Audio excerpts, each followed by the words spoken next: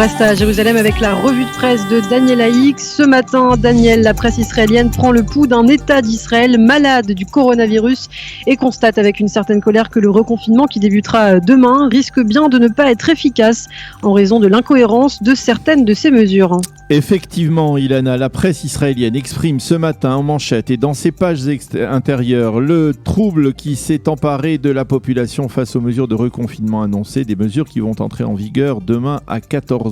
Et les quotidiens se font l'écho de certaines de ces incohérences. C'est le cas en particulier ce matin du Yediot Aharonot qui titre en rouge et noir les mensonges du reconfinement. En hébreu, cela donne mieux Sheker à Seger. Et le grand quotidien qui se distingue ces derniers jours par la qualité de ses unes, eh bien, détaille toujours rouge sur noir les incohérences de ce confinement. Des exemples, eh bien, en première page, on décide par exemple de fermer les établissements scolaires aujourd'hui, mais l'on demande aux parents de continuer à travailler sans expliquer qui restera avec les plus petits à la maison. On laisse par exemple ouvert l'aéroport Ben Gurion pour permettre aux Israéliens d'aller passer quelques jours en Grèce, mais l'on ferme hermétiquement hôtels et chambres d'hôtes dans tout Israël. On limite l'accès aux synagogues à un maximum de 25 fidèles, mais l'on autorise la tenue de manifestations de plusieurs milliers de personnes devant la résidence du Premier ministre rue Balfour. On ordonne la fermeture des restaurants, mais on laisse ouverts les marchés populaires comme le Machane Yehuda.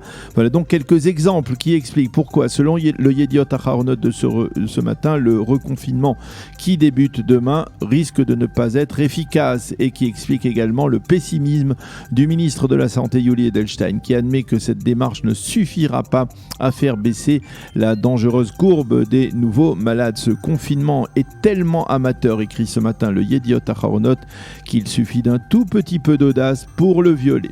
Le Israël Hayom parle en manchette de l'épidémie de confusion qui s'installe en Israël à la veille de ce reconfinement. Les Israéliens ne comprennent pas les directives et comme le Yediot Aharonot, le Israël Hayom nous donne des exemples de ces incohérences. On peut par exemple aller sur le bord de mer, mais il est interdit d'aller se baigner. Il est interdit de s'éloigner à plus de 500 mètres de son domicile, mais il est permis de partir à l'étranger. Les écoles ferment aujourd'hui sans que personne ne sache pourquoi. Et même la police reconnaît qu'elle ne sait pas comment elle devra faire respecter les mesures de confinement et parle de pagaille. Et face à cette confusion, les patrons des petites et moyennes entreprises annoncent qu'ils ouvriront normalement. Nous ne pouvons pas nous permettre le luxe de rester fermés, affirme-t-il. Le Haaretz, lui, mentionne en page d'ouverture de son site ce matin des extraits du discours à la nation prononcé hier par le président de l'État, Reuven Rivlin, qui a reconnu que la classe dirigeante n'a pas toujours donné le meilleur exemple, mais qu'il fallait respecter les mesures de reconfinement. Et ce matin, dans la série des incohérences, le Israël Hayom nous indique que l'État d'Israël a acquis en Chine durant la crise quelques 3500 respirateurs artificiels et que désormais il est évident que personne n'en aura besoin et l'État d'Israël cherche donc à s'en débarrasser. Et ce matin, en page 2 du Yediot Aharonot, Shoshana Chen explique pourquoi, contrairement à Pessah, eh bien, nous abordons ce second confinement dans la plus totale division au sein de la nation israélienne. À Pessah, nous étions tous unis aux terrasses de nos maisons pour entonner le Manishtana avec toute la signification de ce changement. Aujourd'hui, à la veille de Rosh Hashanah, nous avons une seule priorité. Comment ne pas être pris pour des pigeons? Nous allons entrer dans cette nouvelle année en tant que champions du monde du contournement du confinement. Nous dirons aux policiers que nous allons à la pharmacie alors qu'en fait nous allons chez nos amis ou chez notre famille. Nous irons nous rassembler dans les synagogues en prétendant aller manifester à la rue Balfour, écrit Shoshana Chen. Quant à Jonathan Geffen, lui, il ne suggère avant d'entrer en reconfinement de jeter un coup d'œil à ce vieillard au balcon qui va se retrouver à nouveau tout seul durant la fête.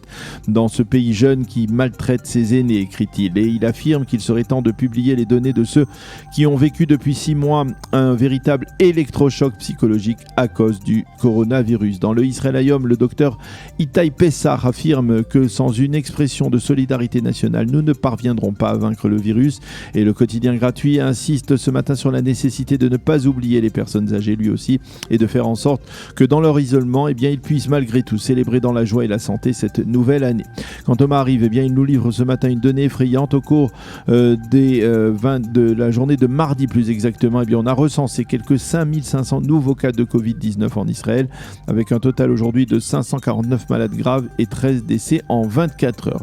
Et puis, puisque nous sommes dans le Maariv, restons-y avec le quotidien dont nous livrons les principaux titres ce matin, qui a choisi d'accorder la priorité au dossier de la normalisation avec les pays arabes. Le Maariv nous indique que l'Arabie Saoudite pourrait être la prochaine à normaliser ses relations avec Israël. C'est en tout cas ce qu'aurait affirmé, ou ce qu'a affirmé le chef du Mossad israélien Yossi Cohen, une estimation qui n'est pas partagée par la plupart des observateurs. Le Israël Hayom donne ce matin la parole à l'ambassadeur des États-Unis en Israël, David Friedman, qui appelle à la fin du conflit israélo-arabe et qui affirme que les Palestiniens sont du mauvais côté de l'histoire avec un grand H. Et Amnon Lord, dans le quotidien gratuit, écrit que l'accord de normalisation entre Israël, les Émirats et le Bahreïn est en train de pousser l'Iran le dos au mur. Quant à Caroline Glick, elle déplore ce qu'elle appelle l'axe du boycott, en particulier les Européens et la gauche en Europe qui ne mesurent pas l'importance de l'événement d'avant-hier à Washington. Et puis en marge, le Yediot Aharonot affirme qu'il y avait des malades du Covid-19 à la cérémonie de signature des accords de normalisation sur les pelouses de la Maison-Blanche, ce qui risque de poser un certain problème aux membres de la délégation israélienne qui ont participé à cette cérémonie.